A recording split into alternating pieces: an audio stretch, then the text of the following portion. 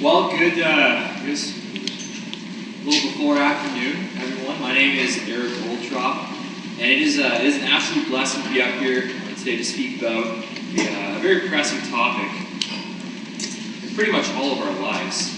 But first, a little bit about me, if you don't know me. Like I said, my name is Eric. I am 25 years old, and I'm on staff here at Harvest as our student life assistant, so I help out Blake with a bunch of stuff, and I'm also our church media director. So I take care of a lot of our social media and help take photos and take videos and do just a bunch of media stuff for our church. Last August, I got married to the love of my life, Sarah, and we lived here in Windsor. And on this June, we're expecting a little boy. So we're very excited. We're excited, and we're blessed just to be able to enter parenthood together. You know, becoming a parent is it's so interesting. Although my child isn't born yet, I am a parent, and naturally over the past few months, I've been thinking a lot harder about the world our little boy will eventually be born into and grow up in. And of course, there's so many things to think about. There's so many things, like what school to send him to, homeschool or the academy here, or how devotions will look in our house. What are the best ways to discipline? What are effective ways to disciple my child? What do you feed your child? What's acceptable behavior? What's not? Yada, yada, yada. The list goes on and on and on. There's so many things to think about. And everything I just mentioned is important, of course, but there is one topic that always comes back to my mind, and that's the role of technology and devices will play in the life of my child growing up. It's everywhere now, isn't it? Increasingly in our culture, institutions are just assuming that everyone owns their own smartphone, or at least everyone owns some sort of smart device. Maybe that would be a tablet or a laptop. They own something. They just assume that nowadays. I mean, just think about it. For a while during COVID there wasn't even menus on the table. There's just QR codes for you to scan and pull up the menu on your phone. Many classes in university now make it absolutely mandatory that you have a laptop. Even some parking meters now don't even have a place where you can put coins. You need a phone. You need to download this app on your phone and then pay from your phone with your online banking. Some banks charge you extra and penalize you if you don't sign up for e-bills. If you want your bills sent to you on physical paper instead, they charge you extra for that. And as a whole, personal devices and technology are insidiously creeping their way into every single facet into our lives. And it's hard to run from them. It's hard. You can't really do it. And it may not be impossible yet, but just think by the time my child is 10 years old how much farther advanced and deeply invested into technology our culture will be. What about when he's 20? Of course, I did think about these things even before I met my wife. I thought about when I would let my child have a cell phone and the best practices to monitor their online activity, and what types of movies and whatever, video games I'd let them play. But the best solutions and the answers I came up with before I was a father are looking a lot differently than they are now. Now that I'm a parent, it's more real now, if you know what I mean. It's more real than it ever was before. And the way I think about it now is a lot different. So this session is titled The Goodness and Evil of Technology.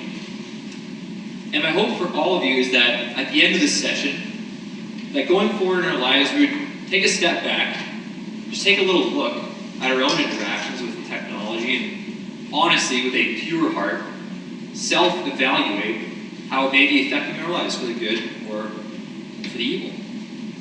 Because in one way or another, it will have an impact on you, and it will affect you. That you can't escape. Whatever situation you find yourself in where you think it's impacting you negatively or positively, hopefully by the end you'll take home some ways in your own life and apply some wisdom to your life to help you walk in this unwise world. Specifically, in this case, as it pertains to technology. So with that said, let's ponder the question for a second. Technology, is it evil? Is it good? To answer this question, let's think about it from a practical standpoint. Aaron alluded to it in that last session if you were there. But take any technology, for example, and think of the goodness and the evil that can flow out of that technology. So for example, let's take a car right off the bat. What can we use with cars? Cars can be used to take us to church. They can be used to take us to our jobs that God calls us to work.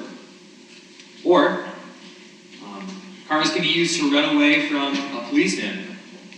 Cars can be used as a tool to rob a bank and get away from the law. They can be used to, hopefully not, but intentionally hit people.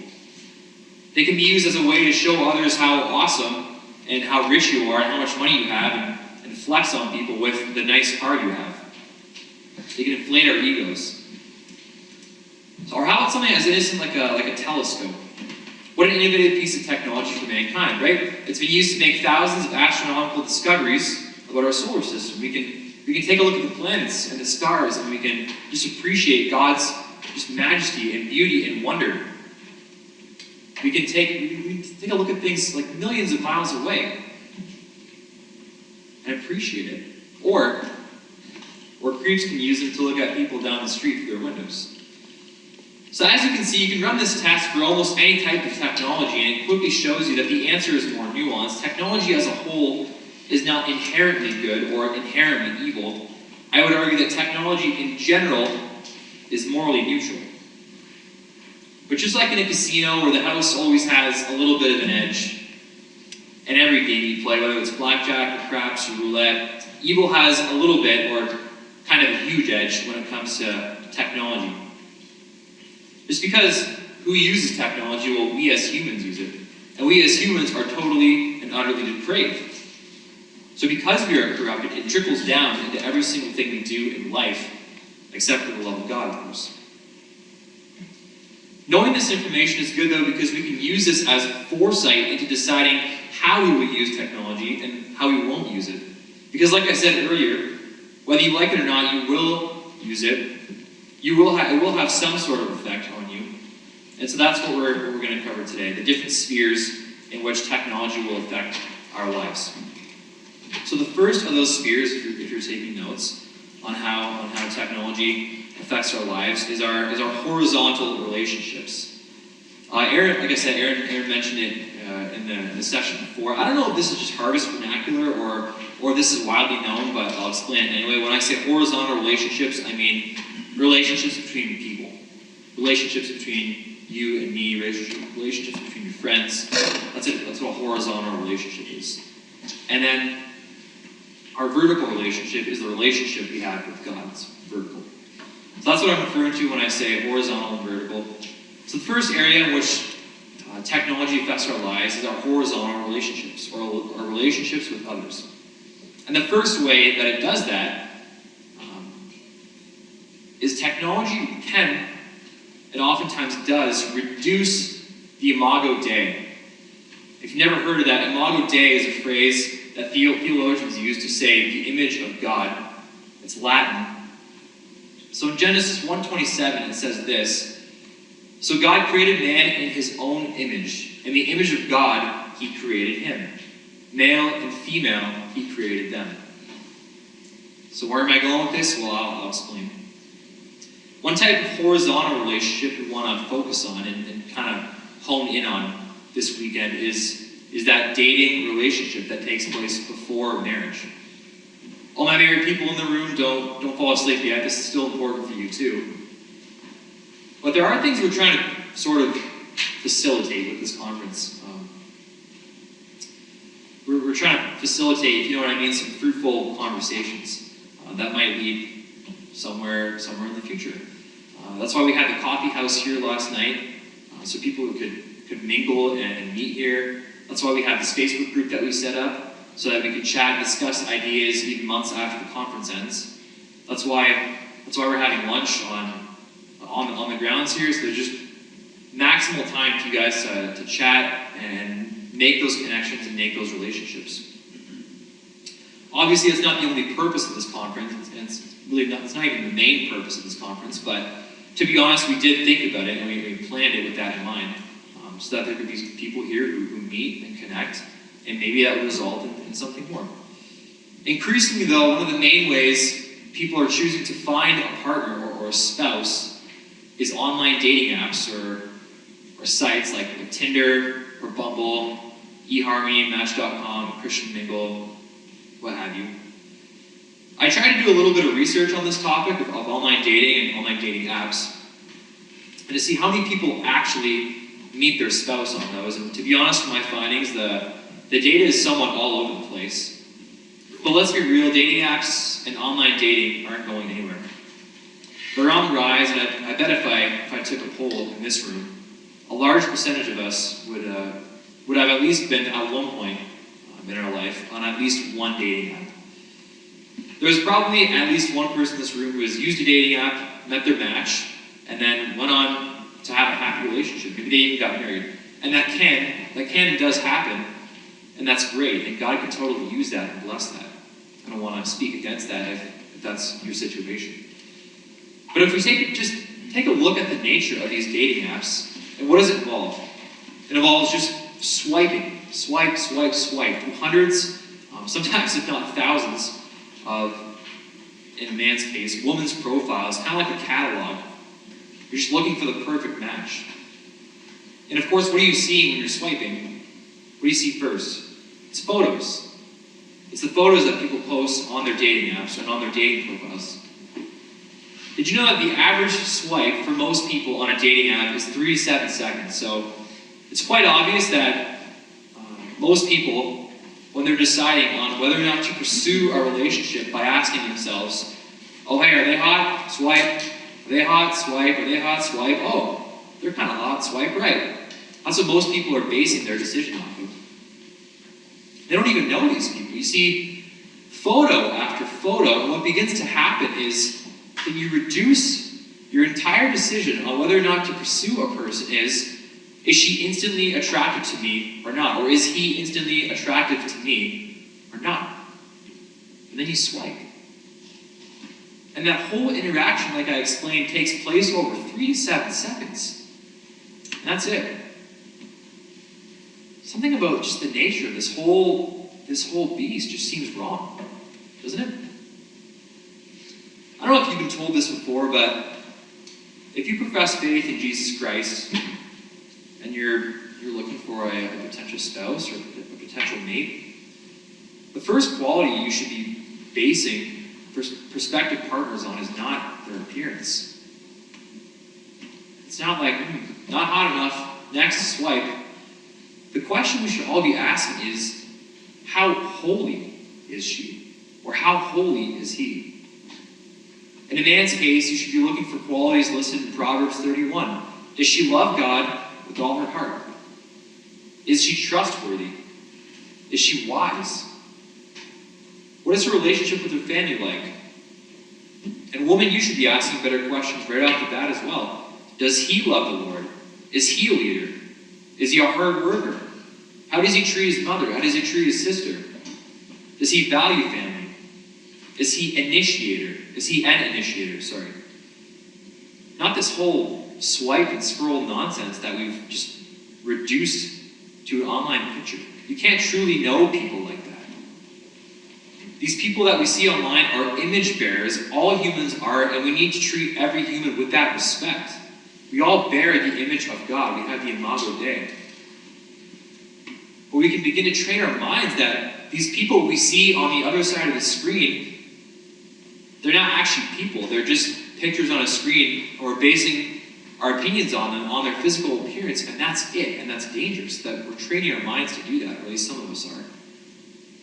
It shows up in other forms too. On social media, I think most of us have been there. When you're in a good old-fashioned Facebook debate with someone in the comments section, and you find yourself typing things on a keyboard that you would never dare say in person. You would never say that face-to-face. Not in a million years would you ever say those things. But this person just isn't real. It's just a picture on a screen, right? It's just a profile. But they're not brothers and sisters. They're image bearers. No matter who it is on this earth, I don't care who you're talking to, they were made in the image and likeness of our Father. And of course, I probably don't even need to bring this up in this session because we could do literally an entire conference on just this one subpoint.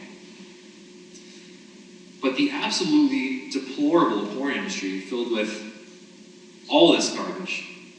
People satisfying their lust just to some random person online when that person deserves honor and respect. And instead we use them as our own sexual pleasures. There are many ways in which this takes place, but those are just a few in which technology can be reductionistic to the imago Dei, and that is the image of God. So point number 2 is that the second way in which technology can affect our horizontal relationships is that it can cause us to miss what's right in front of our faces. We spoke about social media and dating apps and how they can feel a little bit like a catalog. Just flipping through catalog of human souls, looking for our perfect match. But why even pick up the catalog in the first place? I mean, I think that oftentimes now people miss opportunities to meet other people and connect with other people who are already in their church, who are already in their communities, in their young adults groups. Why are we picking up the phone at all when it comes to trying to find a partner? Why are we doing that? Now let me say that there are some cases where maybe it's more justifiable than others. I get that. Maybe you attend a really small church in a really small town, and the options are slim pickings. I get that. I grew up in a church a lot smaller than this one, and let me tell you, some years were different than others, but in some years the ratio from guys to girls in my youth group wasn't ideal. It wasn't advantageous. I can relate with you there. Just think like a pack of vultures just all going at the same piece of meat. It was some years. I get that. I really do. And in those situations, it may be wise to get online and start searching. I understand. That being said, for many of us, there are plenty of potential mates to choose from in our own churches. Except that we just skip right over them for this online stuff. My own backyard is kind of boring. The grass over there looks way greener. Except a lot of times it's not. I don't know if any of you have ever experienced this before, but have you ever passed on someone who you originally had no interest in, but then for whatever reason, or you passed them for whatever reason, a lot of times it's purely appearance-based, not interested, they don't look the greatest to me, I'll pass. But then some time passes and maybe you get to know this person a little better. You start to appreciate them as an actual human being, as a person, as a Christian, maybe even a friend. And then with a little time, you kind of realize, you kind of think to yourself, oh, that person is actually a lot more attractive than I initially thought they were a few months ago, or a few years ago. Or just kind of once you get to know them and their personality and who you are, you start to become attracted to them, even physically, just the more you get to know them. Have you ever had that? Has that ever happened to you? I've been married to my wonderful wife, Sarah, for a little over 7 months at this point, but before we had ever met, I had my eye on a future spouse, or I was looking for a future spouse. And I began to feel that with a few different people in my time. It's so interesting that when we begin to change our perspective on what someone needs, in order for us to consider pursuing them, your options begin to change, and they oftentimes dramatically open up when you kind of change your perspective.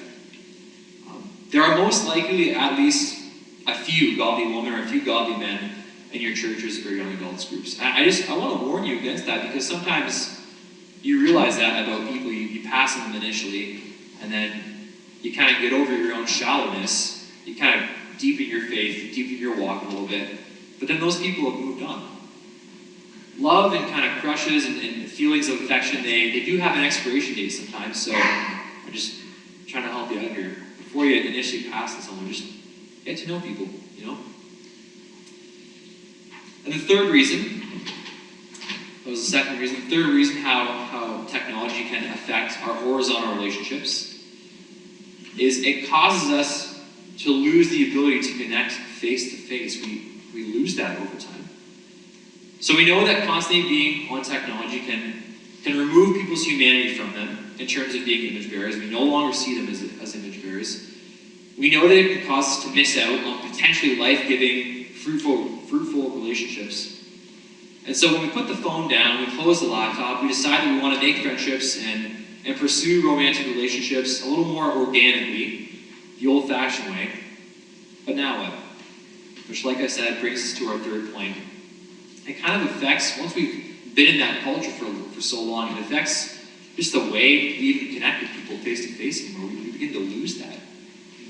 So whether it's texting or DMing on social media, or just chatting through some of these apps or sites, whatever it may be, we begin to lose that ability to connect face-to-face. We lose that, like Aaron was talking about, that incarnational aspect of relationships.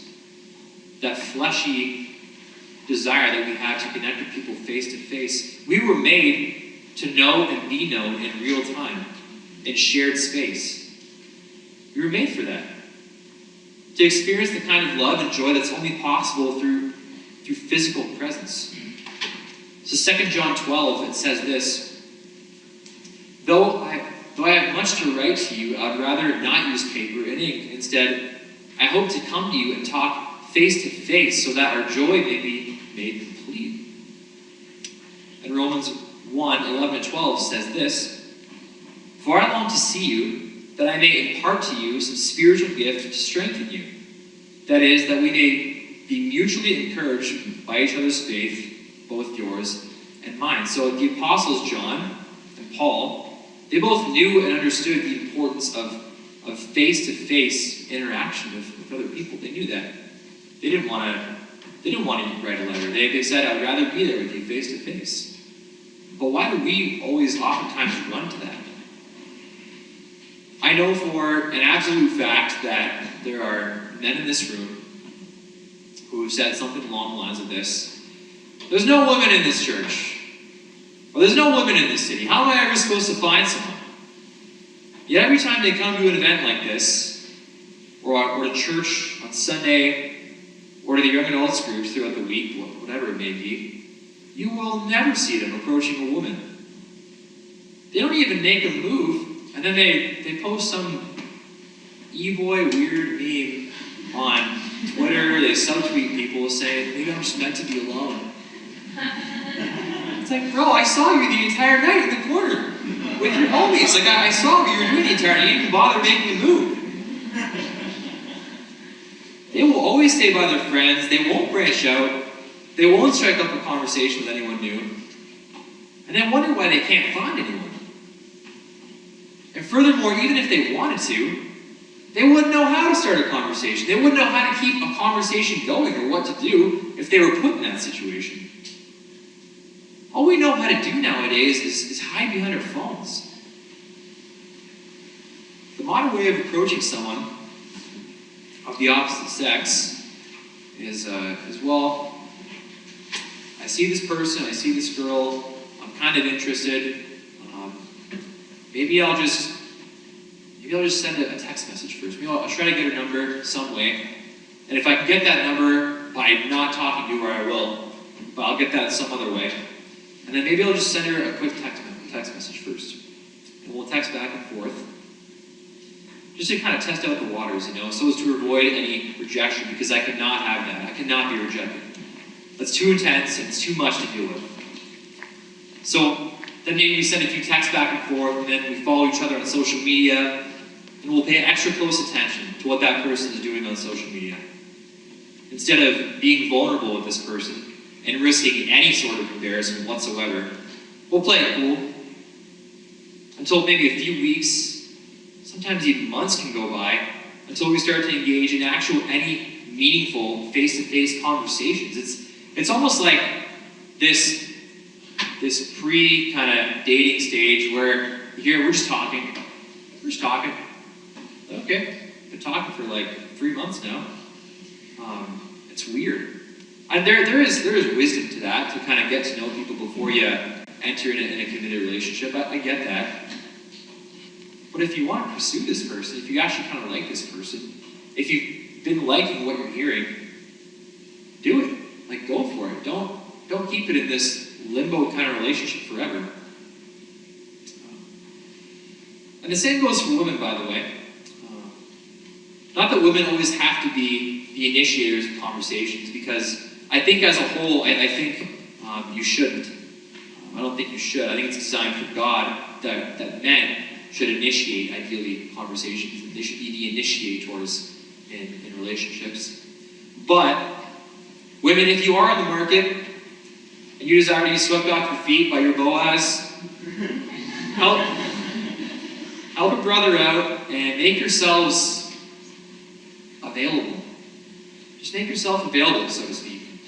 Oftentimes women, I was talking about the guy in the corner, and that oftentimes does happen a lot, but women are terrible for this. They're always in their little groups surrounded by their girls, and they're just in their little huddles, and oftentimes it can be kind of difficult for a man to work his way in there and kind of start a conversation. Like, branch out, help a brother out, especially if that's something you desire. If that's something you desire, yeah, I want to be talked to by a man. I want this kind of attention. Then branch out, talk to people. Maybe say, hey, I'll see you next week, girls. I'm gonna go talk to some other people. Like, do that, especially if that's something that you want. Please do not. Another note. You should be doing this with everyone, by the way. The people that, when I say branch out and talk to people, make new relationships, you should be doing this with everyone. Because if you only approach the people that I guess you'll call it romantically interested in, because people see right through that, and soon you'll start to make a habit of doing that, and you might kind of build a reputation for yourself that you don't want, kind of like that playery type, or that flirty type reputation. You really want to build that for yourself. But approach all types of people. Maybe those a little younger than you, or those a little older than you, men, women, everyone. We need to start building this skill of stopping reaching for our phones when we want to get to know people instead. Just being vulnerable, dropping that fig leaf like Aaron was talking about, putting yourself out there and starting to have real conversations. Okay, so we've looked at ways in which technology can affect our horizontal relationships. And now we're going to look at ways in which technology can affect our vertical relationship, our relationship with God. So what are some ways in which it can affect us? So one of the first ways in which it does this, and it affects our vertical relationship with God, is that it wastes time. It's a time waster. 6 hours per day. 6 hours a day, folks, is the national screen on time in Canada. For somewhere close to that, it's close. It's 6 hours a day. 25% of our days are spent on screens, guys. And whatever, you're a little under that. I don't spend 6 hours. Okay, still 4 hours, 3 hours. It's so much time, and doing what? Absolutely nothing most of the time. I can tell you from personal experience. Endless scrolling, watching pointless TV shows, playing video games on your phone. I feel weird saying that, video games on your phone. Anyway, it just takes so much time. Like, so much. Imagine a day without having your phone and without having the internet even altogether. What would you do? When is the last time any of us have even had to do that? To be honest, I literally cannot even remember the last time I was not connected to the internet. I'm connected to the internet 24/7. When the power goes out, I have a phone with a charged battery. But when the Wi-Fi fails, it's okay, I have LTE data, 5G that I can use. Sometimes I literally don't even know what I would do with myself. And that's scary to think about. That's 42 hours a week, gone. 180 hours a month, down the drain. 2,190 hours a year wasted on pointless crap. TikTok, people dancing, memes, shows, other people's opinions on Twitter of what we don't even know, or people we don't even like. Just wasted. Like Blake said last night, we are stewards of everything, and God has given us time on this earth. That includes our precious time that God gave us. So how are we stewarding that precious time in our lives that Jesus literally was crucified on the cross for? How are we stewarding those? How are we stewarding our lives? Was Netflix what Jesus died for? Or so that we can kill zombies and Call of Duty for 6 hours, or watch The Office 7 times through, all the way? Really? Is that what Christ was crucified for? How many lines from songs do we know right off the top of our head, all the way back from our childhoods? You could probably, if a song from like when you were 10 comes on and it was popular at the time, you could probably sing it by heart off the top of your head. But we can't memorize 10 verses from our Bible. What a shame. What an absolute shame. Let me give you a scenario. If this week you were in a hospital and you were diagnosed with terminal lung cancer, and the doctor gave you 3 days to live. That's all you had left, 3 days. What would you want your family to read you around your deathbed? Or show you, I guess? Would it be the Instagram reels you didn't catch up on that day? People's stories? Or would it be the Bible? You have 3 more days to live. Will we reach out on our deathbeds one day and cry out, I never made it all the way to Grey's Anatomy, I never finished it. I never finished 16, what happens to Meredith? Is that what we're going to cry out? Or will it be that I never once in my entire Christian life read through my entire Bible? Let that sink in. Imagine, okay, in your mind right now, entering heaven's gates and having to confess to our Lord that you didn't even read the whole thing. And a lot of us had like 70 years, probably. And literally all it takes is 10 to 15 minutes a day to read it in a complete year. You don't read it because you don't love it. It's like there's a fog that covers our eyes. Technology is fun. It's new. You can touch it. You can talk to it. It gives you feedback. It can solve all of your problems in seconds. But the Bible talks about eternal things that haven't yet come.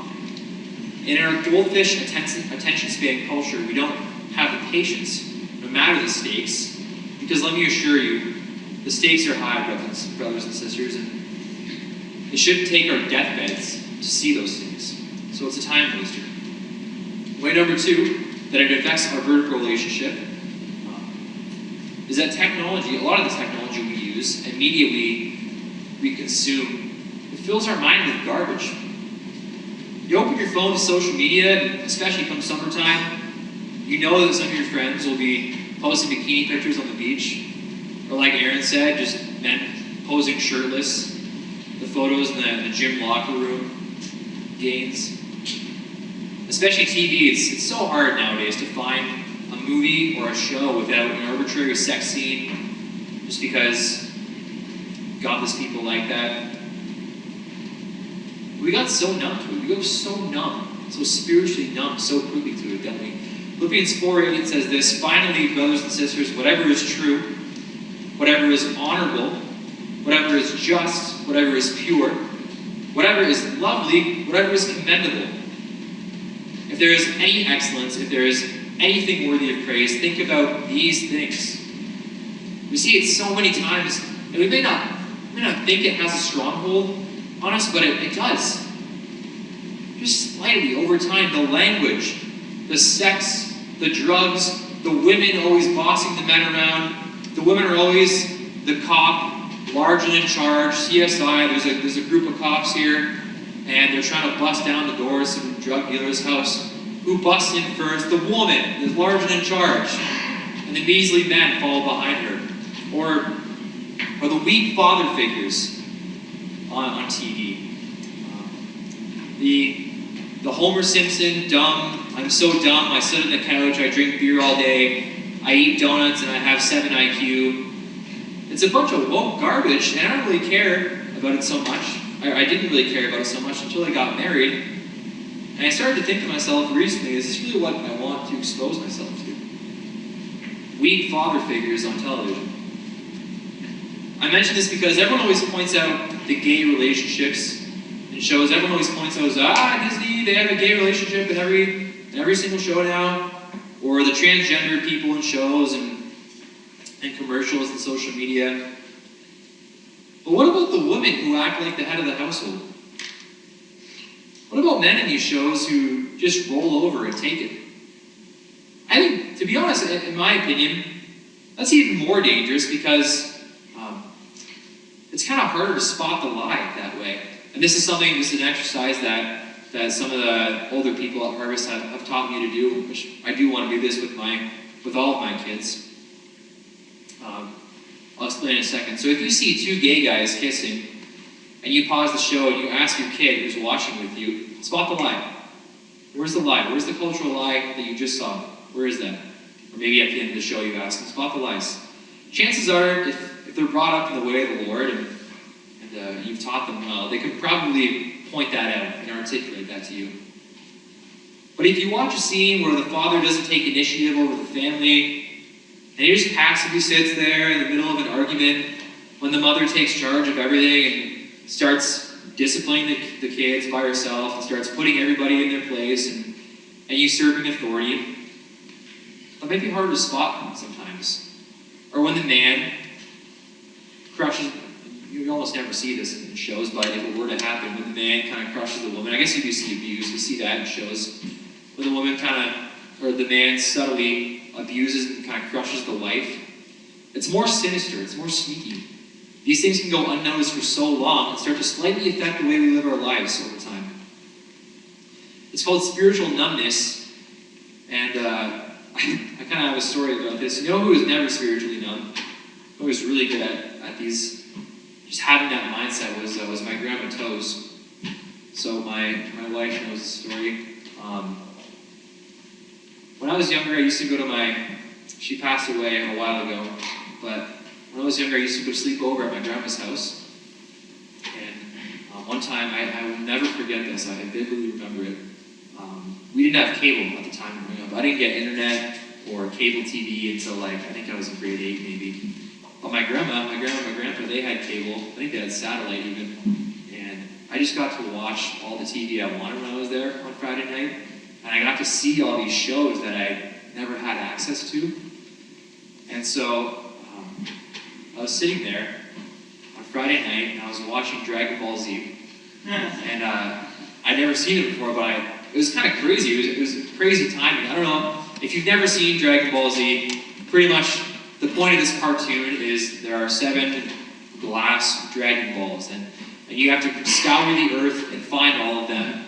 And then once you have all 7, you get to make a wish to this magical dragon, and this dragon will grant you one wish. And this takes seasons. This takes seasons. This is like the climax of the entire series. So I was geeking out of my mind. I was like, no way. He's got all 7 Dragon Balls. Goku's got all of them, and he summons the magical dragon. And the dragon asks him, "Hey, you have all 7. What's your wish?" I'm like, "What's your wish? What's your wish for?" And then he wishes for, I think it was his father or something, Master Roshi, to be resurrected. Someone died, and he wishes for them to be resurrected. And then I was like, so the dragon starts to grant this wish, and this guy starts to come back to life, and the TV shuts off. I was trying to turn the TV back on, and then I just see my grandma with the remote in the corner. She's like, "Only Jesus can resurrect." I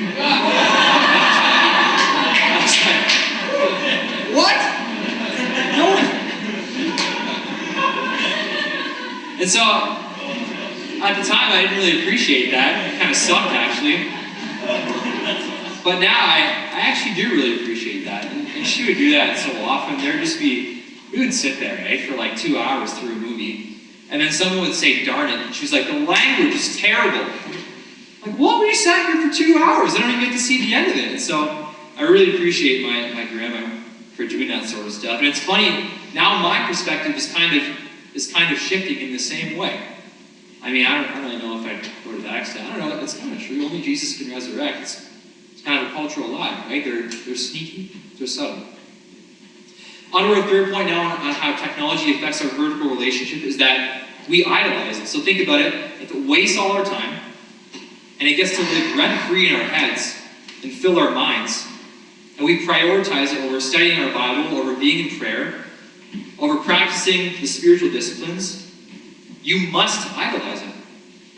You can't say you don't struggle with idolatry if you habitually, day in and day out, you find yourself, man, I didn't pray today.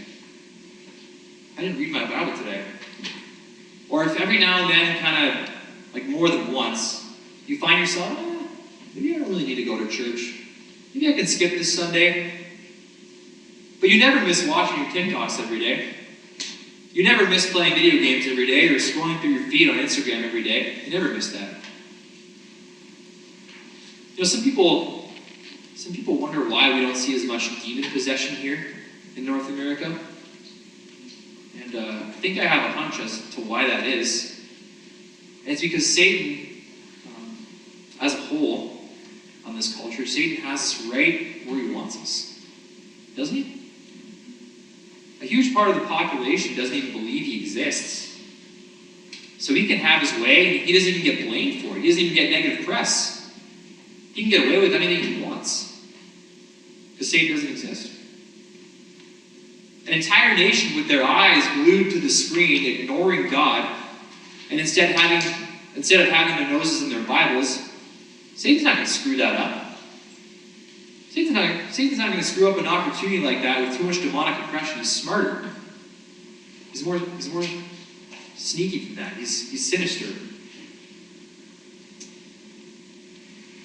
And so how can we redeem technology? Kind of moving on to our last points here. How can we redeem this? I know that was a lot. I know that was a lot of bragging on the effects that technology has on our vertical and our horizontal relationships. So what do we do with that? Do we swear it off completely?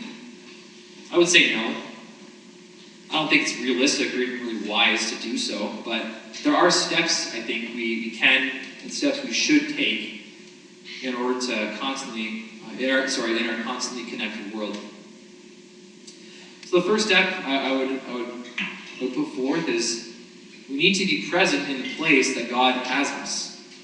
Be present in the place that God has you, whether it's scrolling on Facebook and feeling envy towards another person's life circumstances. Oh, they have this. They just bought a new truck. Oh, this person just took a trip to Bora Bora or whatever it may be. Or thinking that there is no special person in your life for you, or in your community, or in your church, or feeling awkward whenever you're placed in a social situation. Don't pull out the phone. Don't do it. Keep it in your pocket, or even better, like Aaron said, in your car or at home. Be present. God is sovereign, and nothing he does is outside of his perfect plan. Nothing is by accident. Talk to others. Meet people where they're at. Ask questions. Minister and bless to those people around you. It's hard to be selfish and to think about yourself when you connect and when you minister to others. So be present in the place where God has you and be content with that. Next, I would say, just a point of practical wisdom is set boundaries and stick to it. Don't compromise on those. Set boundaries and stick to them. So, for example, a lot of things that I hope we'll do when we go home, if you haven't already done that in place, set a Bible reading plan. Set a plan. Say, listen, I'm going to do this plan. Stay committed to it. If you miss one day, don't just throw yourself off. Progress is better than perfection. We're not looking for perfection here. It's unattainable. None of us can be perfect. I've often described the Christian life, it kind of looks like a graph. I've described this to my youth before. So if you kind of start down here, the Christian life, if you're plotting points on a graph, you kind of take it. There's up points. There's times in your life that are really high, a spiritual high, and you're reading your Bible every day, but then there are seasons in your life where you kind of fall away a little bit. You're not practicing the spiritual disciplines. You're not really filled with the Spirit. So it kind of goes up and down in your Christian life. And so what I would urge you to do is, we're not looking for, if you're not always upward, you're not a Christian. I'm not looking for that. You want progress. So over time, even though the dots are kind of up and down over time, over years, if you see that progress kind of going upwards with all the dots going up and down, that's what we're looking for. It's not perfection, but merely progress. So So if you fall off that Bible reading plan, it's okay. If you miss a week, get back on the next week. If you miss a month, get back on the next month. Change and shift your perspective to do that. Another practical boundary, just stuff on your computers and stuff. For example, we have a program here at our church called Covenant Eyes. I don't know if you've ever heard of that. It's just a way in which you can keep each other accountable. So if, I'm paired with someone here at the church, anything I look at on my phone or on my computer, it uses AI to kind of, a good use of AI, to kind of see what I'm looking at. And if I'm looking at something questionable, it sends an alert to my buddy who's hooked up with me. So invest into purchases like that. Maybe another one, don't watch movies rated R. I was talking about arbitrary sex scenes and language and drug abuse and woke crap in movies nowadays. Sometimes I think maybe we need to be a little more legalistic about this. Sometimes I think back in my own life, I don't really set enough rules. Oftentimes, we want to avoid legalism. Obviously, we don't not watch a rated R movie simply because it has the letter R there, but because we know the content that's going to be within that movie. And we don't want to be legalistic, but at the same time, sometimes I think we just need to have just more rules in our life, just more structure. It helps us, it's good for us. They keep us on track. So set boundaries and stick to it. Thirdly, recognize when technology is in control of you instead of when you are being controlled by technology. So is your screen time 6 hours every day? 4 hours every day? 3? Do you find yourself pulling out your phone, pulling out your calculator for even tiny calculations? The ones that you ever done that on a test? What 2 + 2 is, but you check your calculator anyway? That's how you know when you have a problem. I do that all the time, but I'm trying to stop. No, I can figure out what 2 + 2 is on my own. Would you be able to function without your phone? You pull out your phone in awkward situations. Like Aaron said, when's the last time you left your phone at home? When's the last time you just sat down to dinner and never once pulled out your phone to talk? Or things like, this is kind of maybe not controlling you, but maybe this is a minor fourth point. Can we do basic human functions without our phones? So for example, if the internet were to disappear tomorrow and all of our bank accounts were to disappear tomorrow, could we manage our money without these money apps? I have a money app, I have a budget app that I love, but could I manage my money without it? Could I live my life without e-transfer? Could I do those simple calculations? And the reason these things matter is because increasingly in our world, I'll kind of start to wrap up here. These things can harm us. So, for example, we saw a period of 2 years where some scary things happened. Bank accounts were frozen. We were being surveilled on CCTV monitors about where you were and what you were doing, and all the restrictions and stuff, and that was kind of blown over a little bit. We can still, we really never know what's going to happen in the future, right? So it's always good to be able to just ask yourself and test yourself, can I just do basic human functions without technology? Can I do that? It's good for you. Can I learn a skill without technology? Do I know what to do with myself without my phone? So anyway, those are some practical things that you guys can take home with you. I just pray that you're blessed by this, and I hope that that this in some way, shape, or form kind of shifted your perspective a little bit on technology. And I urge you guys, I'm going to do the same for myself. When you go home, don't just quickly forget about this message. Go to your settings app, look at your screen on time, set some boundaries, set a Bible reading plan, pray. Don't let yourself go to bed at night without feeling convicted. Oh man, I haven't prayed tonight, I should probably roll over, pray to God. Just put some things into action. That's what this conference is all about. So I hope you're blessed by that, and I'm just going to end this off in prayer, and then I think it's lunchtime. So, Heavenly Father, thank you for everything you've given us in life. life. Lord, thank you for all the good that technology can do for us. Things like the printing press. Father, thank you for neatly bound Bibles that we can read every day. Thank you for just sermons that we can watch and listen to in car rides. And thank you for cars that can take us to church. And thank you for all the good that technology can do. Thank you for human innovation in that way. Father, I just pray that along with that good, that we would just be wise in this unwise culture and recognize that while technology does have a lot of good, there's also a lot of evil that comes with it. Help us to remove our pride from thinking that this doesn't affect us, because it does. Help us to be self-evaluative. Help us to be reflective. Help us to be humble. Help us to walk holy throughout our weeks with technology. And help us to use it for good, Father. Lord, I just thank you for this day. I pray you bless the rest of the conference. And I just pray all this in Christ's name.